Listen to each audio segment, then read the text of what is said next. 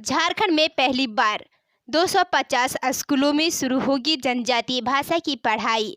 सरकार ने की है ये तैयारी।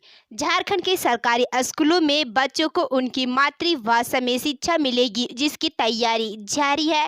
प्रथम चरण में राज्य के 6 जिलों पश्चिमी सिंहभूम, गुमला, साहेबगंज, सिमडेगा, लोहरदगा व खूंटी जिला में पढ़ाई शुरू होगी। इन जिलों के 250 स्कूलों में संताली हो, मुंडारी, कुडुक और खड़िया आनी 5 जनजातीय भाषा में पढ़ाई होगी। इन स्कूलों में कक्षा 1 से 5 तक के बच्चों को पढ़ाने की तैयारी है। इसके लिए किताब भी तैयार किया गया है।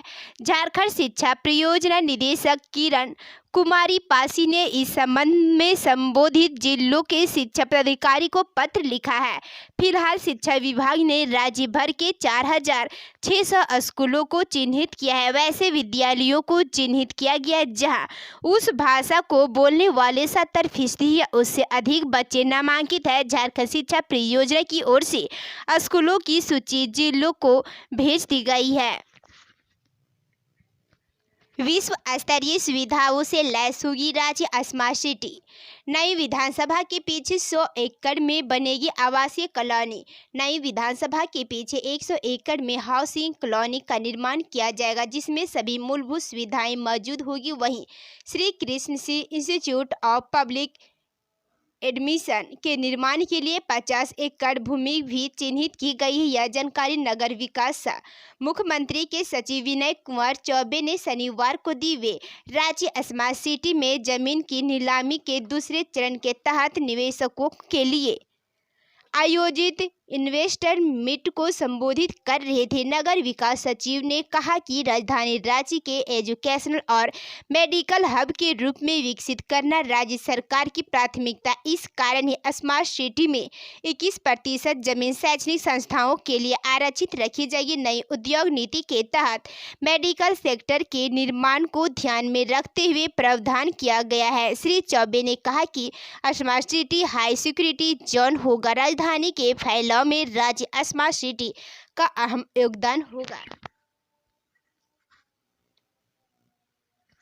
झारखंड के मेडिकल कॉलेजों में प्रोफेसर व एसोसिएट प्रोफेसर होंगे बहाल। ये है पूरी लिस्ट। झारखंड के मेडिकल कॉलेजों में प्रोफेसर और एसोसिएट प्रोफेसर के खाली 169 पदों पर संविदा पर नियुक्ति की जाएगी। प्रोफेसर के 86 और एसोसिएट प्रोफेसर के 83 खाली पदों पर बहाली की जाएगी। इसके लिए 9 एवं 10 अक्टूबर को रांची के रिम्स के प्रशासनिक भवन में सुबह 11 बजे से वॉक इन इंटरव्यू का आयोजन किया गया। इन पदों के लिए अधिकतम उम्र सीमा 70 वर्ष रखी गई है। झारखंड के स्वास्थ्य विभाग द्वारा मेडिकल कॉलेजों में प्रोफेसर व एसोसिएट प्रोफेसर के खाली पदों पर बहाली की जाएगी।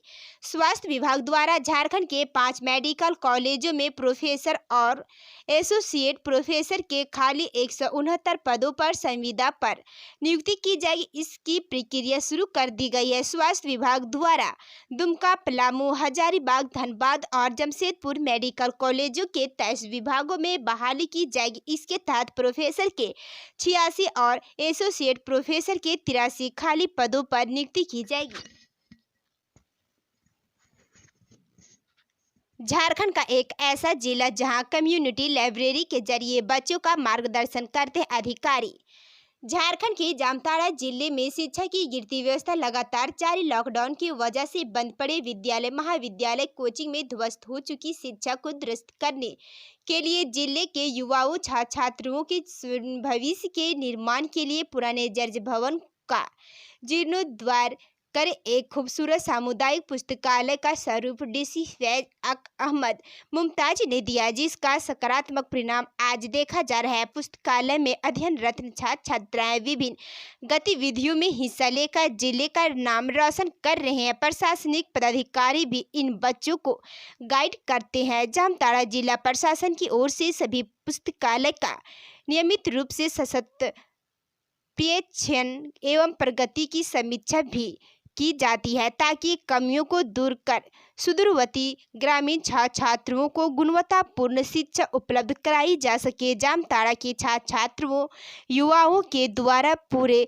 जोश व उमंग के साथ अपना अधिकतर समय लाइब्रेरी में बिता रहा है, जिसका फायदा यह है कि उनका गलत संगत छूट रहा है और पढ़ाई दूसरे के प्रति उनका रुझान भी दिख रहा है। गौरतलब है कि जामताड़ा जिले में पहला पुस्तकालय 13 नवंबर 2020 को जामताड़ा प्रखंड के पंचायत से शुरू हुआ था। झारखंड के सरकारी स्कूलों के शिक्षक बिना लोकेशन बताए नहीं बना सकेंगे हाजिरी।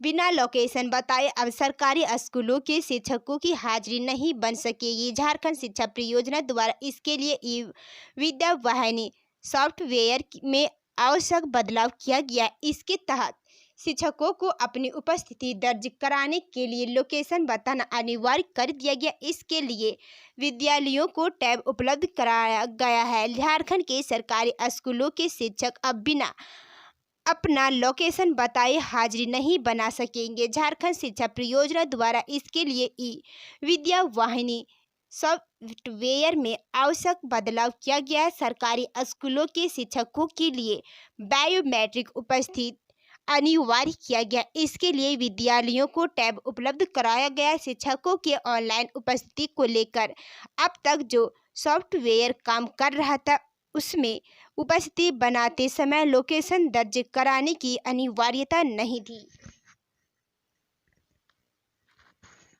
महिला किसानों ने मोटे अनाजों के प्रसंस्करण से गुण सीखे। बिरसा कृषि विश्वविद्यालय की पहल। बिरसा कृषि विश्वविद्यालय की सामुदायिक विज्ञान विभाग की ओर से महिला किसानों को पोषक अनाजों के प्रसंस्करण की तकनीक सिखाकर उन्हें स्वरोजगार के लिए तैयार किया जा रहा है। इसके तहत इन महिला किसानों को 5 दिवसीय प्रशिक्षण दिया गया। इनमें इन्हें विशेष रूप से मड़ुआ के प्रसंस्करण के गुर बताए गए। कुलपति डॉक्टर ओंकार सिंह ने कहा कि 5 दशक पहले तक गरीबों का भोजन कहा जाने वाला मोटा अनाज आज अमीरों का भोजन है। वर्तमान में देश विदेश के बाजारों में मोटे अनाज के उत्पाद की काफ़ी मांग है और इनकी कीमत भी ऊंची है।